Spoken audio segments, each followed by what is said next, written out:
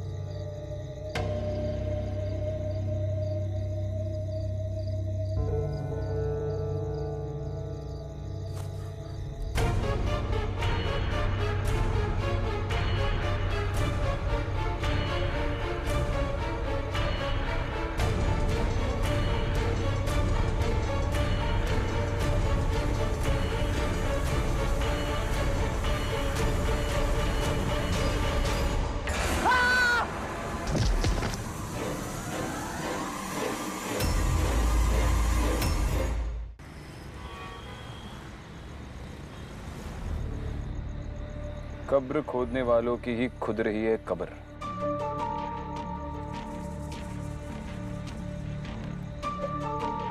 कब्रिस्तान में कब्र खोदने वाले को कोई क्यों मारेगा, वो भी इतनी बेरहमी से। तुमने गौर किया? उसे मारकर कब्र में फेंक दिया, लेकिन ऊपर से किसी ने मिट्टी नहीं डाली। इसका मतलब जिसने भी ये किया है वो चाहता है कि ये कत्ल लोगों की नजर में आए। ये कम्युनल झगड़ा भी हो सकता है। सुरेश सर भी कह रहे थे उस कम्युनिटी के लोग काफी घबराए हुए।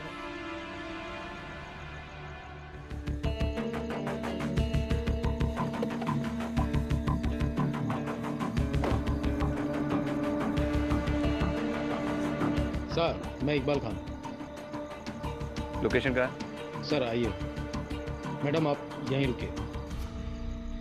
जानती हूँ औरतों को कब्रिस्तान जाना मना है, लेकिन उसकी चिंता आप मत कीजिए। चलिए।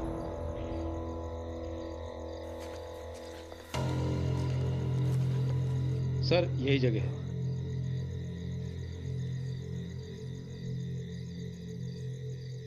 महरूम नवाब आजम अली। विक्टिम का नाम? आकिब गुलाम सर। कोई आई विटनेस? जी नहीं मैडम। आपने विक्टिम की फैमिली को इन्फॉर्म किया? जी हाँ मैडम, पर कुछ खास पता नहीं चला। एक काम करो, इस कब्रिस्तान का रजिस्टर होगा ना, वो रजिस्टर और यहाँ के सारे रिकॉर्ड्स पुलिस स्टेशन पे भिजवा दो। जी सर। और विक्टिम की इमीडिएट फैमिली को भी बुलाओ, मुझे उनसे बात करनी है। जी मैडम।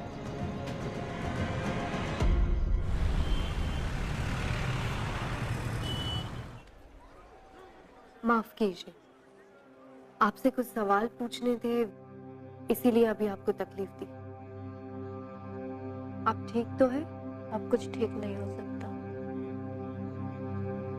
एक बेटी है हमारी, हर वक्त पूछती रहती है अब्बू कहाँ, अब्बू कब आएंगे। मना किया था आपने, कब्रिस्तान का काम मत करो, कोई और नौकरी भी तो ढूंढ सकते हो। कहते थे खुदा का दिया वक्त ठुकराते नहीं।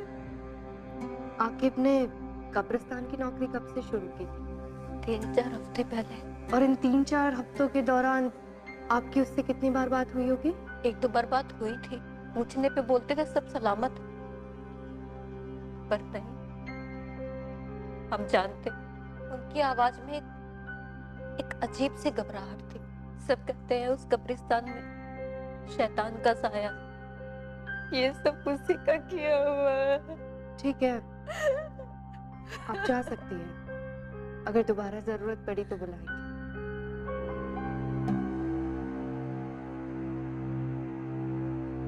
क्या हुआ विक्रम, कुछ मिला? बेगम नूर बानो, आकिब के रजिस्टर में आखिरी एंट्री। समझ में नहीं आ रहा है इन्वेस्टिगेटिंग टीम ने इतना बड़ा लीड इग्नोर कैसे कर दिया। सिर्फ नाम लिखा है, बाकी के सारे कॉलम्स ब्लैंक। पर ये बेगम नूर बानो है कौन? उसके घर का पता चल गया है।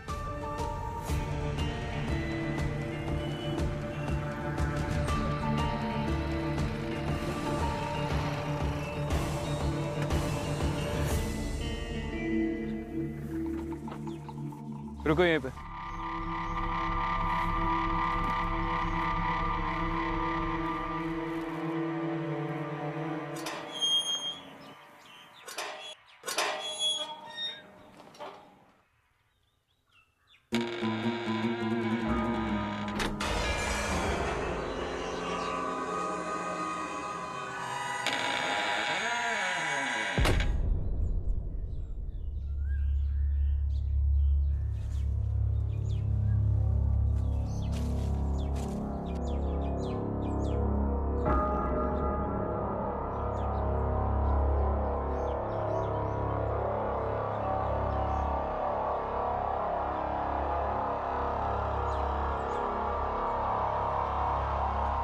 आप कौन?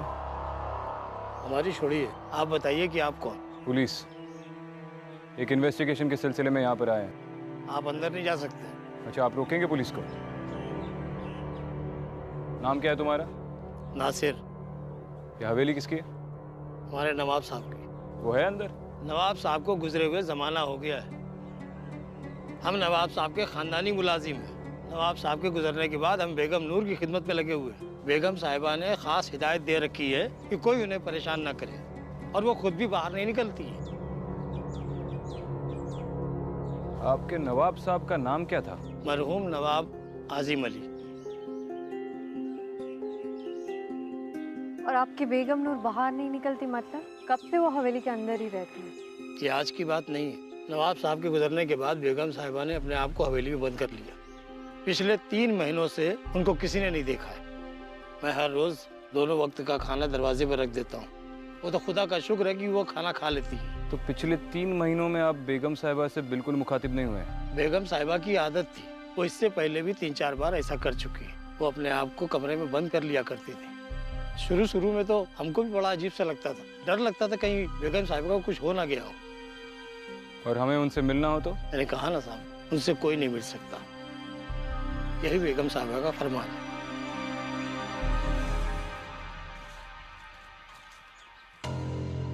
मरहूम नवाब आजिम अली,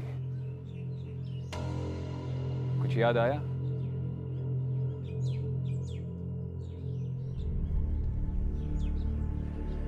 इस इमारत के हश्र को देखकर समझ में आता है इसकी नींव कितनी मजबूत होगी।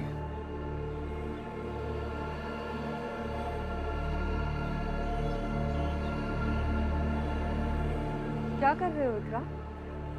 भूख लगी है?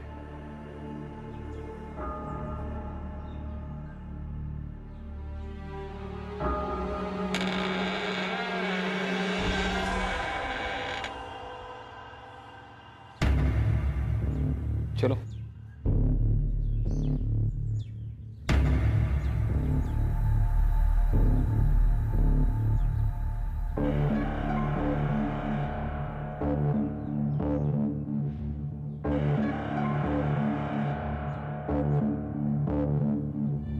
बहुत बड़ी हवेली है, एक जमाने में काफी शानदार रही होगी। इसकी हालत देखकर लगता नहीं है यहाँ पर कोई रहता होगा।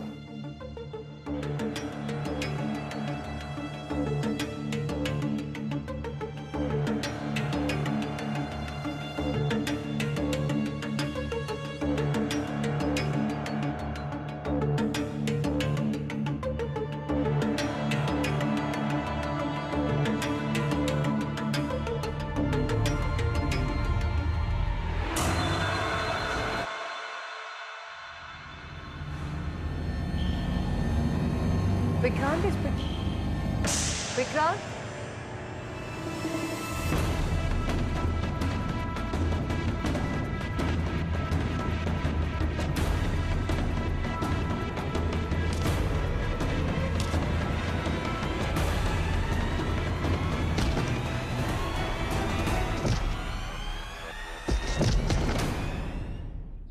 छोड़ दिया साहब, छोड़ दिया साहब। क्यों बे, सिर्फ खाना चुराने आया था और भी कोई प्लान था तेरा?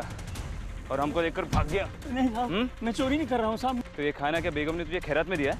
हाँ? नहीं साहब, ऐसी बात नहीं साहब। पहले ये सामान सब अंदर जाता था और अभी कुछ ही दिनों से देख रहा हूँ कि ये सब बाहर ही रखा रहता है, तो इसलिए मैं ही उठा लेता हूँ साहब। सच बोल रहे तू? हाँ हाँ साहब, सच बोल रहा है? हाँ सच बोल रहा हूँ साहब।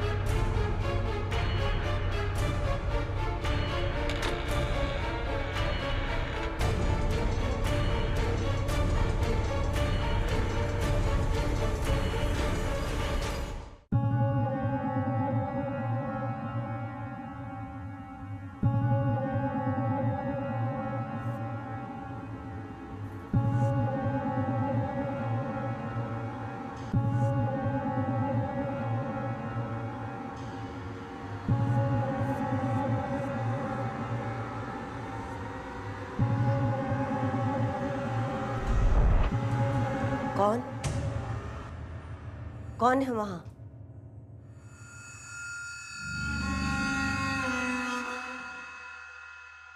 तुम अंदर कैसे आई? आई एम सॉरी पर मैं एएसपी अदिति शर्मा हूँ, मुंबई पुलिस। आप बेगम नूर बानो है ना? आपसे कुछ बात करनी है। किसी के घर में बगैर इजाजत के चोरों की तरह कैसे चले आए? हमारे कमरे में आने की जरूरत कैसे की? देखिए, मैं सिर्फ अपना काम कर रही हूँ। नासिर, मैम, मुझे आपसे एक मर्डर के सिलसिले में कुछ बात करनी है।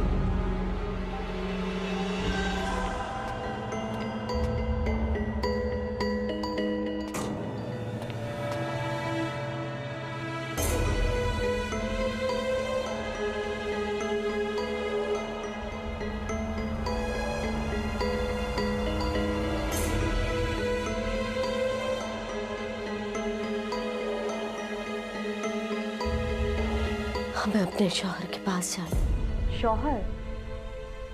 नहीं, मैं तो आपसे ये पूछने आई थी कि उस कब्रिस्तान में अदिति,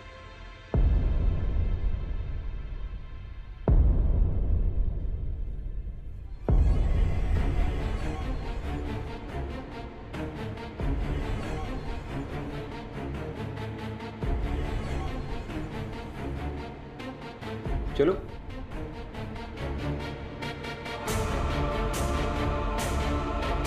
आओ।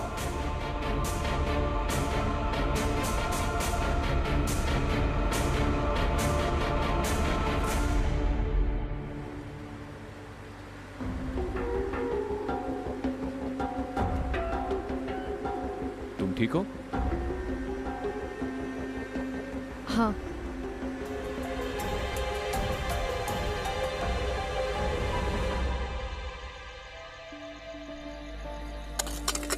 क्या जिंदगी है यार, रोज रोज एक ही काम। इससे अच्छा तो मैं मर जाऊं।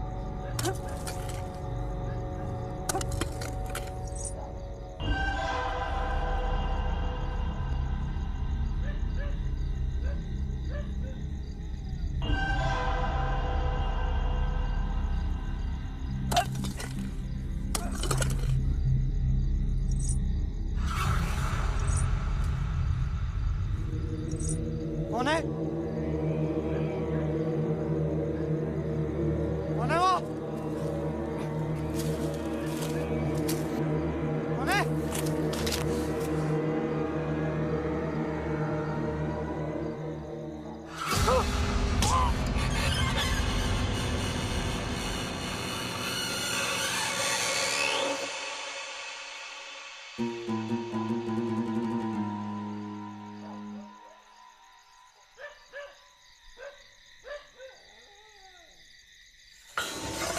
मुझे माफ कर दो, मुझे माफ कर दो। हमें अपने शौहर के पास जाना है। यासिर, बचाओ। हमें अपने शौहर के पास जाना है। यासिर, यासिर बचाओ, यासिर बचाओ, यासिर।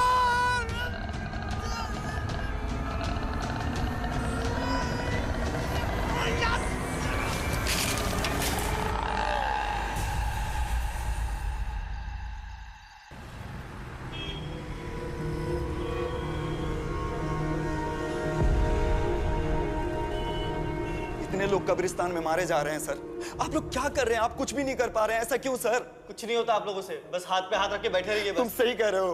अरे कांस्टेबल, इन्हें पानी पिलाओ, ठंडा करो इन्हें, गर्मी बहुत बढ़ गई है इनमें। क्या बात है, क्यों गला फाड़ रहे हो? सब वो शाकिब मेरा भाई था। आगे बोलो। सब उस रात को जब मैं उसके लिए खाना लेके गया, जैसे मैं दरवाजे के पास पहुंचा तो उसके चिल्लाने की आवाज आ रही थी। ऐसा लगा जैसे वो किसी से माफी मांग रहा है। मैंने आसपास बहुत ढूंढने की कोशिश करी लेकिन सब वहां पे कोई था नहीं। आखिर कब तक ऐसे कब्रिस्तान में लोग मरते रहेंगे साहब? हमें जवाब चाहिए। सही वक्त आने पर सारे जवाब मिल जाएंगे। अभी तुम लोग घर जाओ। मेरे ख्याल से ये सब कुछ बेगम नूर कर रही है। इसका मतलब दिन भर घर पे छुप कर बैठने वाली रात को बाहर निकलती है। विक्रांत, तुमने बताया था ना, उस गरीब आदमी ने कहा था कि पिछले कई दिनों से मुलाजिम का रखा खाना किसी ने नहीं उठाया और खाना खाए बिना कोई जिंदा नहीं रह सकता। तो इसका मतलब ये है कि वो मर गई है और उसकी आत्मा ये सब कुछ कर रही है। उस मुलाजिम ने भी कहा था कि बेगम नूर महीनों तक बाहर नहीं आती है, तो हो सकता है कि अकेलेपन में उसकी मौत हो गई हो और किसी को पता नहीं चला हो। और मेरे ख्याल से उसकी बॉडी अभी भी उसी हवेली में। अब इसका जवाब तो वो हवेली ही दे पाएगी। खाना खाया तुमने? नहीं, क्यों? नहीं, उस मुलाजिम ने खाना घर के बाहर तो रखा ही होगा और अब तो वो चोर भी पकड़ा गया। अरे तुमने ही तो कहा खाने के बगैर कोई जिंदा नहीं रह सकता।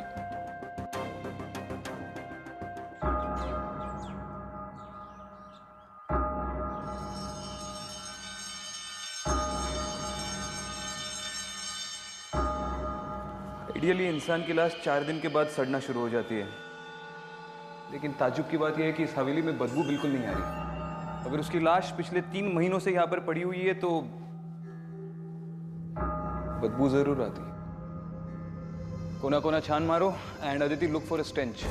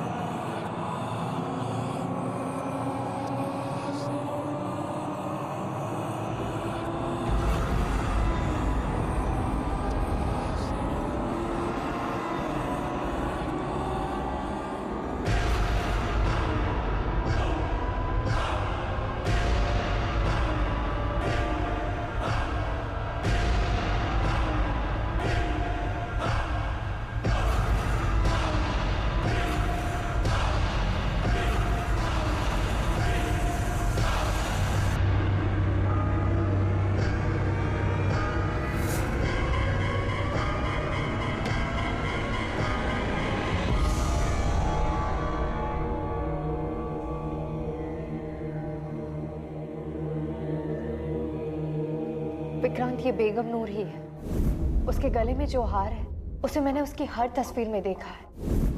उस दिन वो मुझसे अपने शौहर के बारे में कुछ पूछ रही थी। हमें अपने शौहर के पास जाना है। उसका शौहर वही है ना जिसकी कब्र हमने उस कब्रिस्तान में देखी थी, नवाब आजिम अली। विक्रांत, मुझे लगता है कि हम बेगम नूर की कब्र उसके शौहर की कब्र के पास बनाते तो शायद उसकी आत्मा को शांति मिल जाए और ये सब कुछ रुक जाए। शायद हाँ, शायद ना, लेकिन ये कंकाल पिछले 3 महीनों से यहाँ पर पड़ा हुआ है। यकीनन अब वक्त आ गया है कि उसे दफनाया जाए।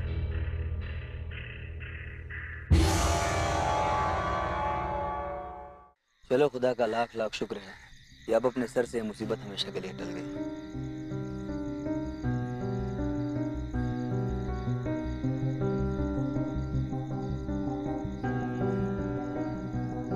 मुझे लगता है अब सब कुछ ठीक हो जाएगा। कम से कम देर से ही सही बेगम नूर की आत्मा को सही अंजाम तो मिला।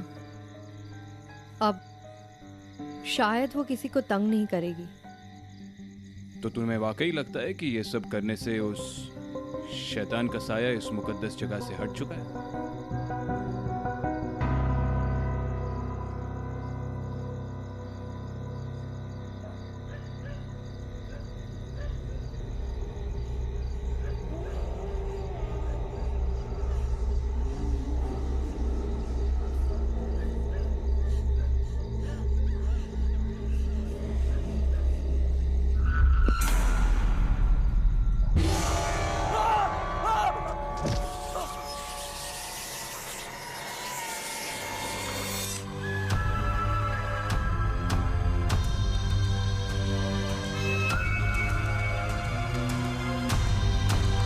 हमें अपने शौहर के पास जाना है।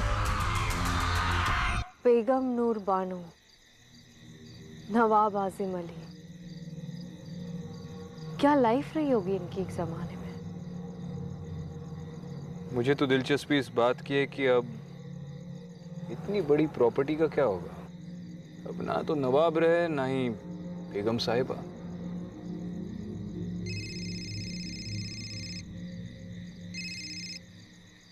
हाँ यासर, क्या? अच्छा ठीक है, बाद में बात करता हूँ। क्या हुआ? कब्रिस्तान के केयरटेकर पर फिर से किसी ने अटैक किया। मुझे पता था। ये इस केस का अंत नहीं हो सकता। क्या मतलब है? तुम्हें ऐसा क्यों लग रहा है? केयरटेकर का कहना है कि जिस औरत ने उस पर अटैक किया वो भी बार बार वही कह रही थी। हमें अपने शौहर के पास जाना है।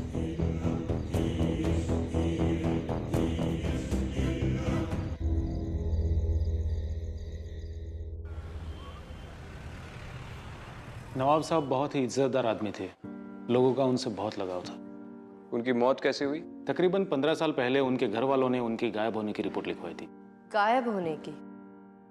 वो गायब कैसे हुए थे? वो जंगल से गुजर रहे थे, तभी उनके साथ कोई हादसा हुआ और उसके बाद वो घर लौट कर नहीं आए। कैसा हादसा? वो तो कुछ पता नहीं चला। फिर हमने जंगल के अलावा आसपास के कब्रिस्तान और मुर्दाघरों में बॉडी ढूंढने की कोशिश की, लेकिन बॉडी नहीं मिली। बस उनके कपड़े और जूते मिले। ये नवाब साहब की किसी के साथ गांव में दुश्मनी या फिर पैसे या प्रॉपर्टी को लेकर कोई प्रॉब्लम्स थे? सर, दुश्मनी तो क्या होगी, वो तो अपना सब कुछ बेगम साहिबा ट्रस्ट के नाम ही करना चाहते थे। उनके मरने के बाद बेगम नूर ही उनकी ट्रस्ट चलाती थी और जो पैसा है वो उसी ट्रस्ट में है। उस ट्रस्ट का एड्रेस है आपके पास? जी सर, ये रहा।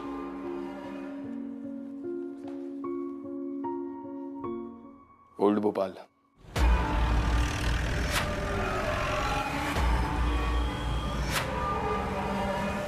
बेगम साहिबा किसी फरिश्ते से कम नहीं थी। खुद की औलाद ना होने की वजह से उन्होंने बच्चों के लिए ट्रस्ट शुरू किया था। फिलहाल कैसे चल रहा है आपका ट्रस्ट? जी, जो भी डोनेशंस आते थे वो बेगम साहिबा की तरफ से ही आते थे और उनको देख के उनके सर्कल के सारे लोगों ने भी ट्रस्ट में डोनेशन शुरू कर दिया था। बल्कि बेगम साहिबा ही उन्हें ट्रस्ट में पैसा देने के लिए मजबूर करती थी। अब पता नहीं उनके मौत के बाद क्या होगा। जैसे बच्चों के सर से माँ का साया हट जाएगा बिलाल जी, हम इस ट्रस्ट की अकाउंट डिटेल्स देख सकते हैं? जी हाँ बिल्कुल, मैं अभी आपको दिखा देता हूँ।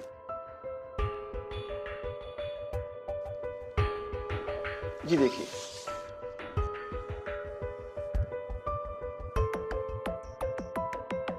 ट्रांजैक्शंस तो बहुत कम है, पिछले 1 साल में तो बिल्कुल ही नहीं है। लेकिन उससे 1 साल पहले 25 लाख की रकम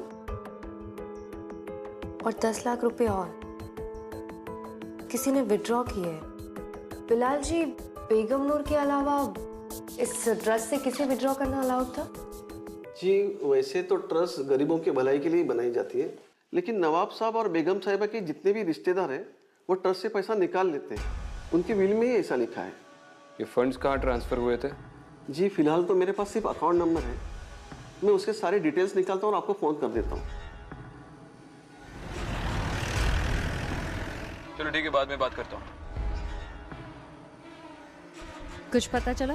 ये बेगम नूर के ट्रस्ट के अकाउंट से जो पैसे निकल रहे हैं वो इंदौर ट्रांसफर हो रहे हैं किसी अमीना नाम की औरत के अकाउंट में। हो सकता है कि अमीना नवाब साहब या बेगम नूर की कोई रिश्तेदार हो सकता है, लेकिन ये कंफर्म करने के लिए इंदौर जाना होगा।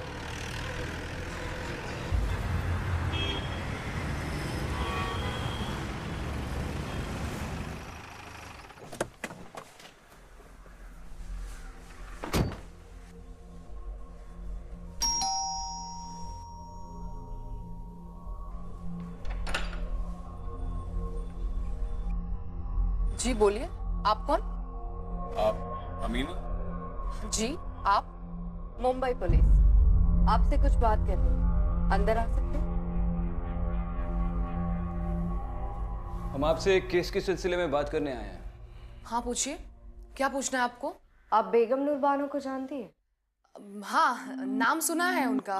अच्छा, तो उनके ट्रस्ट से पहले 25 लाख और फिर 10 लाख, टोटल मिला के 35 लाख आपके अकाउंट में कैसे जमा हुए? अच्छा ठीक है, आप उनके शौहर नवाब आजिम अली को तो जानती होंगी? हाँ जानते हैं, वो मेरे अब्बू के काफी अच्छे दोस्त थे, हमारे घर काफी आया करते थे। कमाल है, तो फिर आप उनकी बीवी को नहीं जानती?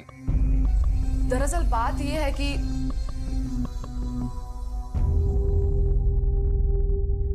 अमीना जी, इन तस्वीरों में आपके शौहर नहीं दिखाई दे रहे। आप यहाँ अपने बच्चों के साथ अकेले रहती हैं? जी वो बाहर गए हैं, मेरा मतलब है कि वो देश के बाहर काम करते हैं। बड़ा लंबा सफर तय करके आए हैं हम। जी? एक गिलास पानी मिलेगा?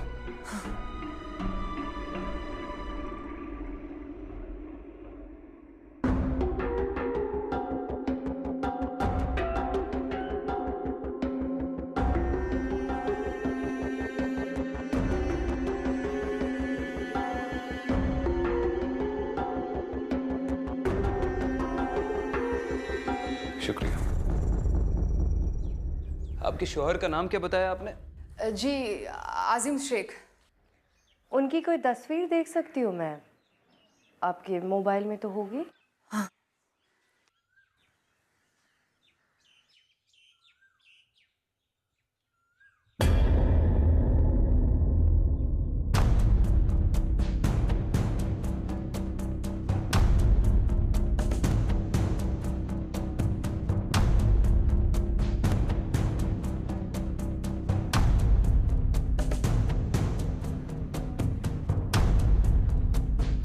नवाब साहब?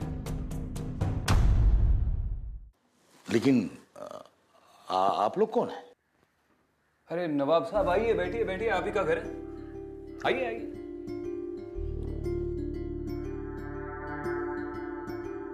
किरण सिंघल, मुंबई पुलिस।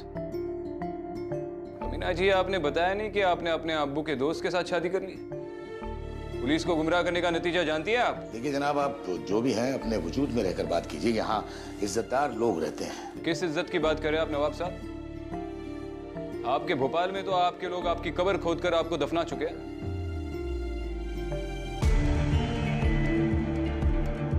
नवाब साहब, आपकी पहली बीवी बेगम नूर बानो आपको 15 साल से ढूंढ रही है और आप यहाँ पर? शर्म नहीं आती आपको? जरा सी भी इंसानियत नहीं है? मोहतरमा, दायरे में रहकर बात कीजिए। हम अगर अपनी पुश्तैनी हवेली छोड़कर यहाँ रह रहे हैं तो उसके पीछे कोई वजह है। वो बांझ थी, आप उन्हें सच क्यों नहीं बता देते? बेगम आप चुप रहिए। माना कि नूर हमारी बेगम थी, लेकिन वो हमें कभी औलाद ना दे सकी। हम हमेशा उनकी औलाद से महरूम रहे। शायद इसी गम में वो पगला गई। हमने सोचा धीरे धीरे सब ठीक हो जाएगा, लेकिन नहीं हो सका। जब पानी हद से गुजर गया, जब बात हद से बढ़ गई, तब हमने यह रास्ता अख्तियार किया।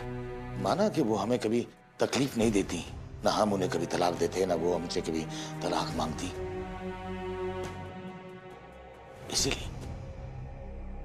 इसीलिए हम अपनी जायदाद, अपनी हवेली सब कुछ छोड़कर चले आए उनके नाम। उन्होंने वो हवेली नहीं छोड़ी चुके, उन्हें अंदेशा था कि उस पर कब्जा ना हो जाए। और आप ऐसी औरत की बात सुनकर चली आई। 3 महीने पहले उनकी मौत हो चुकी है। इन्ना लिल्लाहि व इन्ना इलैहि राजिऊन। और क्योंकि वो घर से बाहर नहीं निकलती थी, किसी को भी उनकी मौत की खबर नहीं हुई और उनका शरीर उसी हवेली में सड़ गया। या अल्लाह, इतनी दर्दनाक मौत। या अल्लाह, उन्हें जन्नत नसीब हो। वो तो उन्हें होगी। अब हम चले, दोबारा मुलाकात होगी।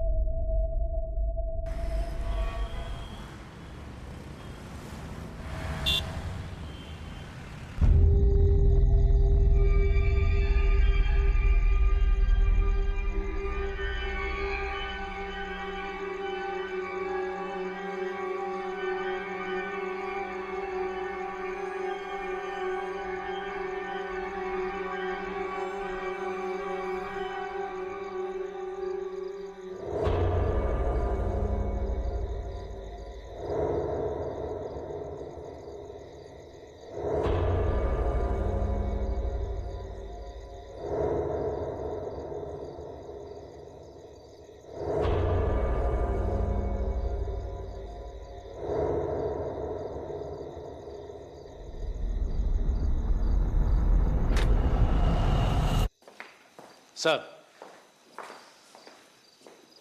अभी खबर आई है नवाब साहब भोपाल लौट आए हैं।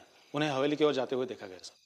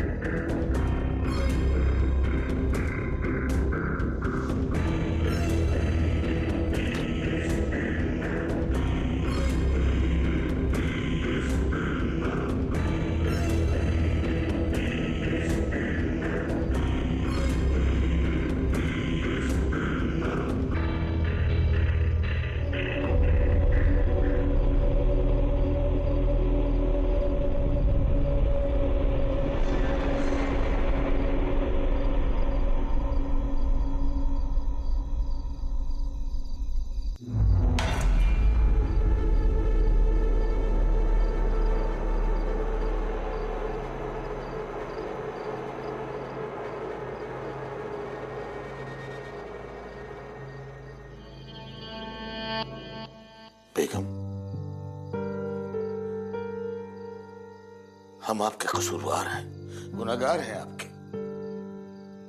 बखुदा हमारा मकसद आपको तकलीफ देना नहीं था, लेकिन क्या करते, थक गए थे। हमने आपके साथ बहुत बुरा किया, हमें माफ कर दीजिएगा, माफ कर दीजिएगा।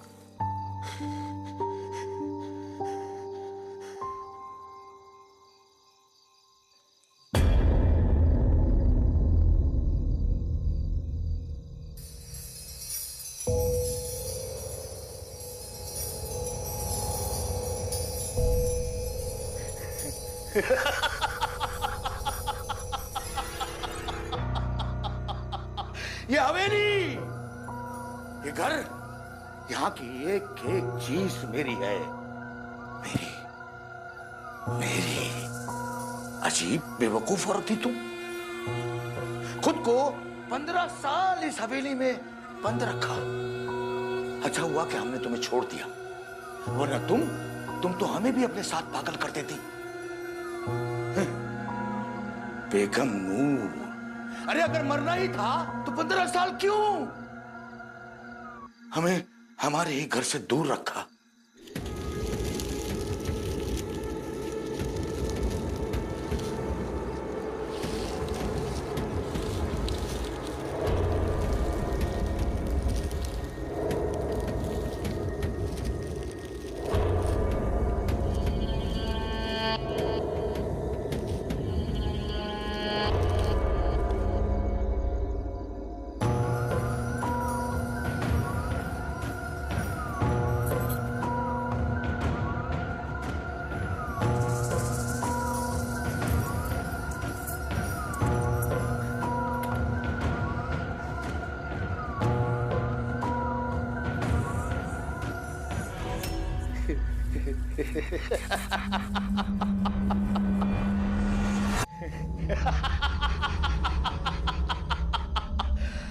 शुक्रिया बेगम, शुक्रिया।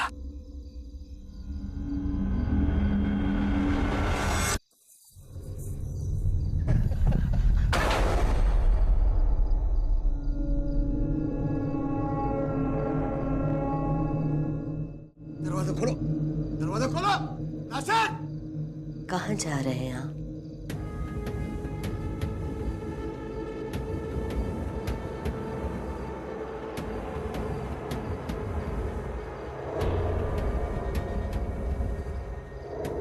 नवाब साहब। बेगम, आप हयात हैं?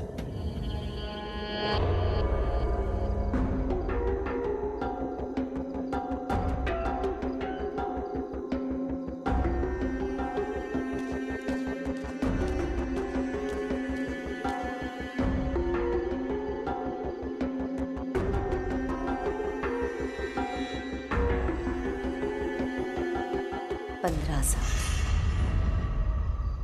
15 साल इंतजार किया आपका, अब कह नहीं जाएंगे आप। लेकिन पुलिस वाले तो बोल रहे थे कि आप मर चुकी हैं। मौत की खबर तो आपकी भी सुनी थी। ये नहीं हो सकता, ये सब आपकी नौटंकी है। मैं सब पुलिस को खबर कर दूंगा अभी अभी।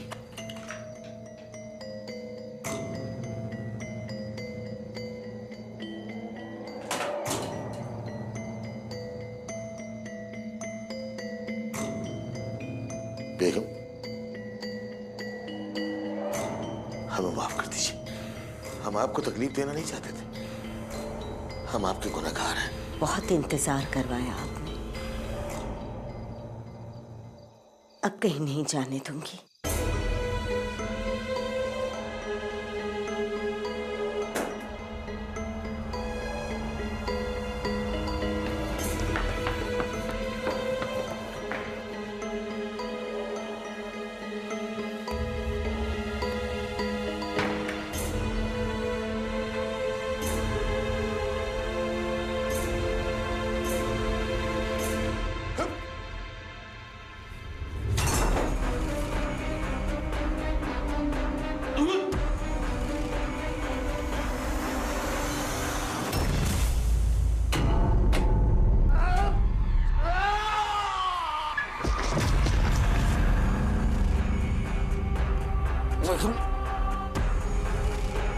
मैं तुम्हारा गुनहगार, ये सब कुछ मैंने ऐसे के लिए किया।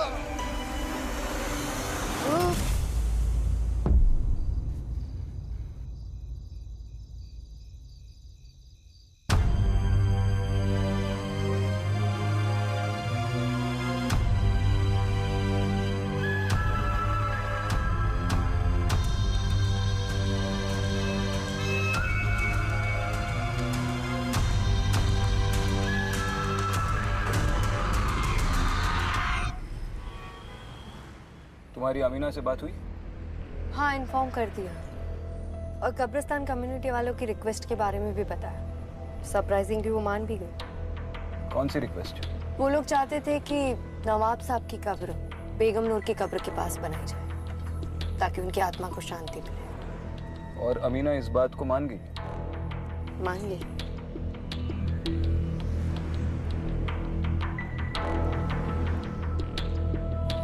क्या सोच रही हो?